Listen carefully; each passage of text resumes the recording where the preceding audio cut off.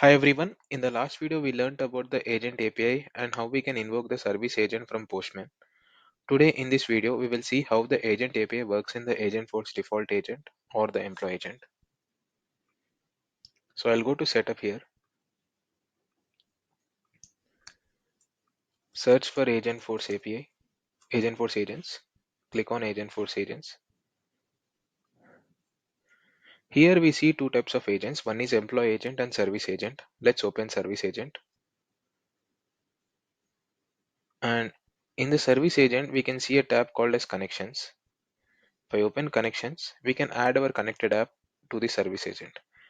In the last video, we saw how we can create a connected app and how we can add our connected app to the service agent.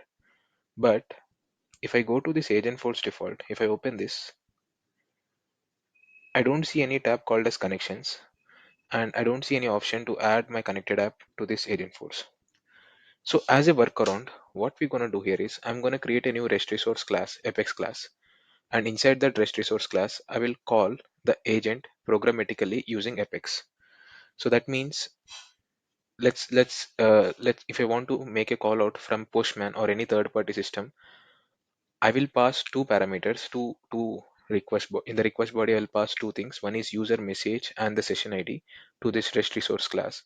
And this REST resource class make use of that user message and session ID, calls the agent in Apex itself, and it will return the agent response and the session ID back. So let's create a new REST resource class first. So I'll jump into the developer console here. I'll create a new class. I'll name this as agent API default and click on OK. I'll change this to global with sharing. I'll add at the rate REST resource. I'll add some URL mapping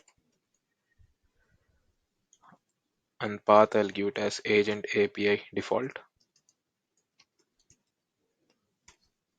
So inside this, I'll create one HTTP post method.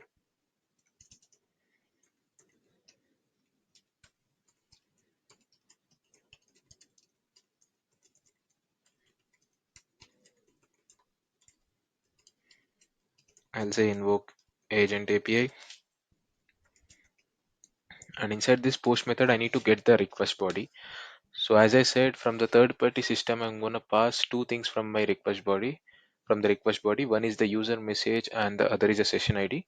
So session ID is optional here. So user message is mandatory. So basically, if we don't pass any session ID, agent will automatically create a new session ID and it will return the session ID, and we can make use of that session ID for the next conversation messages. So let's get user message and the session ID from the request body here. So I'll use this thing, REST request is equal to, I'll get it from the REST context dot request. Similarly, I'll add it for the response as well.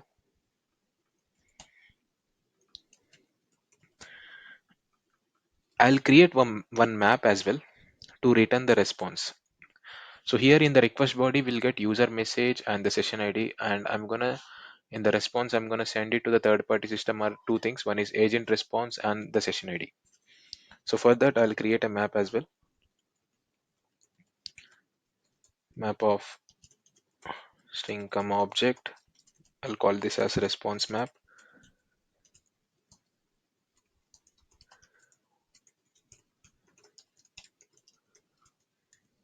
So now I need to get the request body string. So I can do string request body is equal to request dot request body to string. I'm gonna deserialize this request body. I'll call this as the payload map. JSON.ds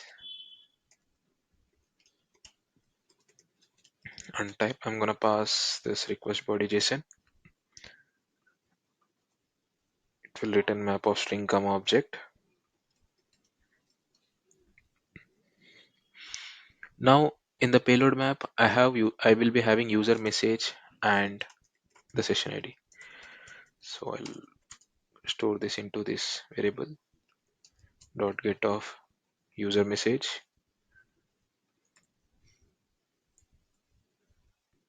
So convert this into string. There is a mistake here. Save it. And similarly, I need to get the session ID as well.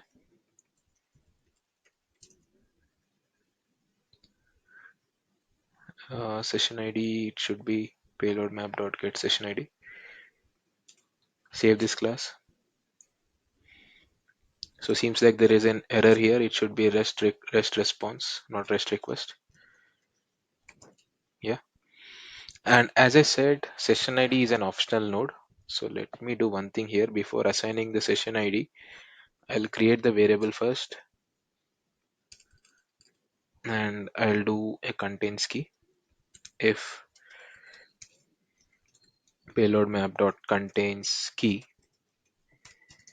session ID, I'll pass this. Now in the request body, we got user message and session ID, and we're gonna pass this user message and session ID to the agent. So first thing is what I'll do is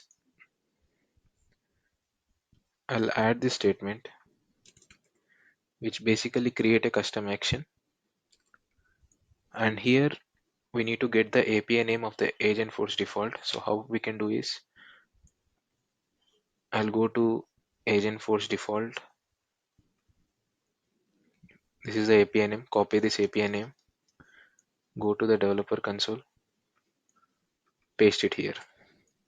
Now this is done. Now we're gonna set the input parameters. One input parameter will be user message, which we're gonna pass it to the agent, and other input parameter is nothing but the session ID. And as I said, session ID is an optional thing. So let's do a null check. Not equal to null. And I'll set this.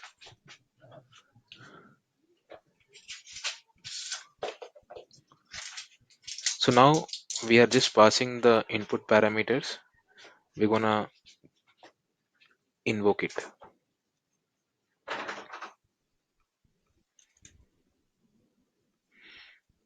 We are invoking the agent here, and here we will get the result. And in the result, we'll get two output parameters. One is agent response and the session ID. And if we don't pass any session ID, agent will always create a new session ID and it will return that session ID, and we can make use of that session ID for the next conversation message. So if the result is success, we will get two output parameters. One is agent response and the other is session ID. So this is session ID and we'll also get the agent response. So the both things I will add it to the response map. So I'll say this is the response map. So response map dot put session ID is the one session ID which we got from the agent, and similarly the agent response.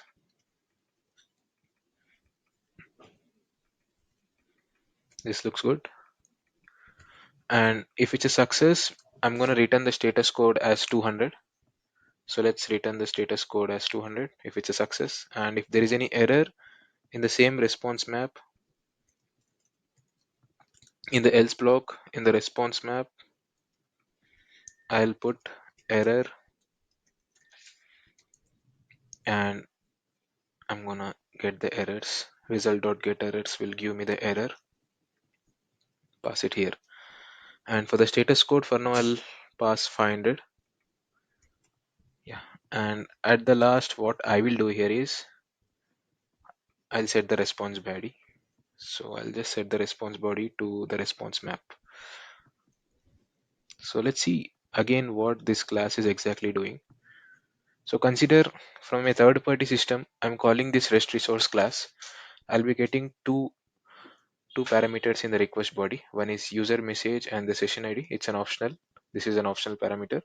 And here I'm passing this user message and session ID to our Agentforce Copilot. This is the API name of the Agentforce default. And agent will return me the session ID and the agent response. And if there is any error, it will return me the error. And the same thing, I'm forming a JSON and returning it to the third party system.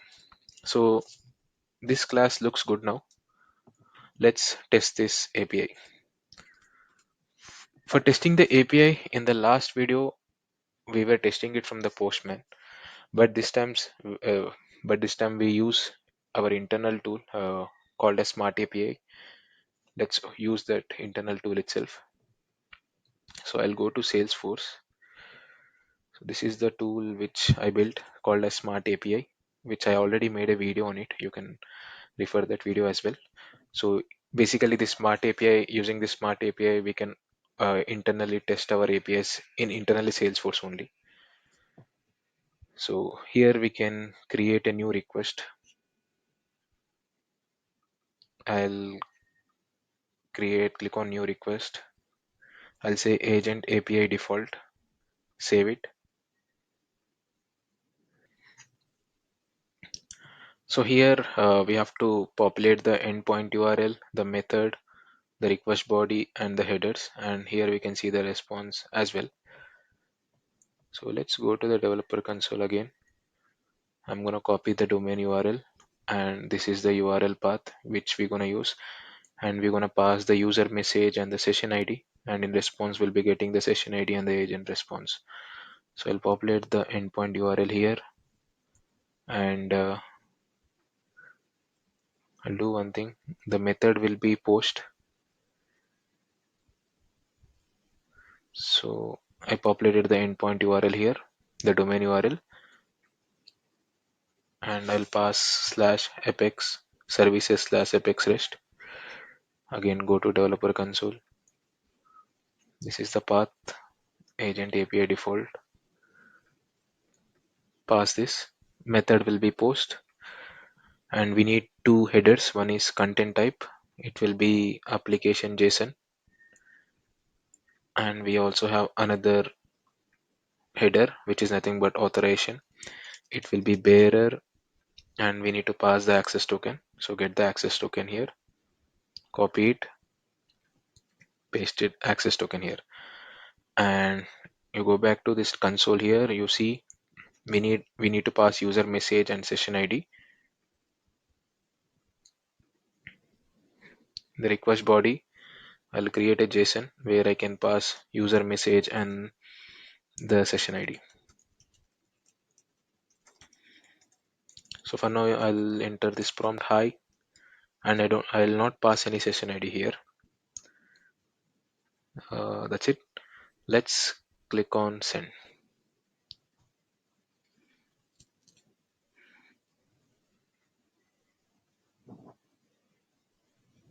Okay, seems like an issue there.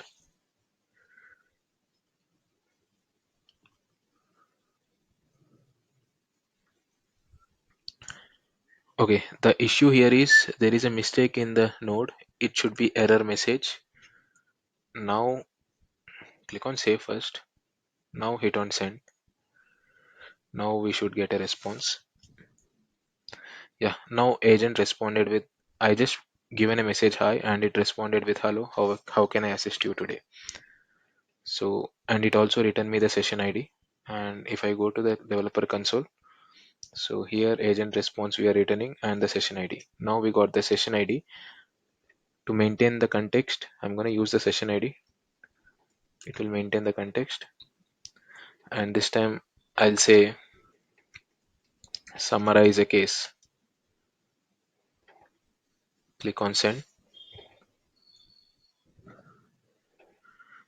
Now it is asking me to provide the ID of the case you would like to summarize. Let me pick any of the case ID here. I'll open any of the case. Maybe this case. I'll select the ID of this case. Go to the API, Smart API, and in the next response, I'll pass this ID. Save the request. Click on send. Now agent should respond with the summary of that case. Yeah, now you can see this is the summary of the case with medium priority and was handled by Varun Sirisilla. All these things are provided. Let's try another thing. So I want to say draft a welcome email to a contact. Click on send. Let's see what it responds. So it asking me to provide the name or ID of the contact. Let's provide any name or contact. So I'll go to contacts. I'll pick one of the contact here. Let's select John Smith. Go to Smart API again. So this time I'll give John Smith here. Hit on send.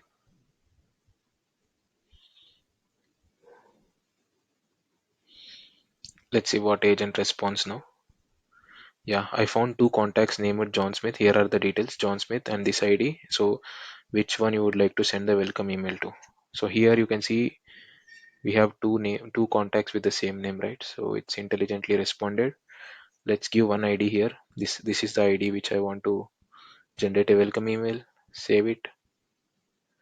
Hit on send. Let's see what is the response now.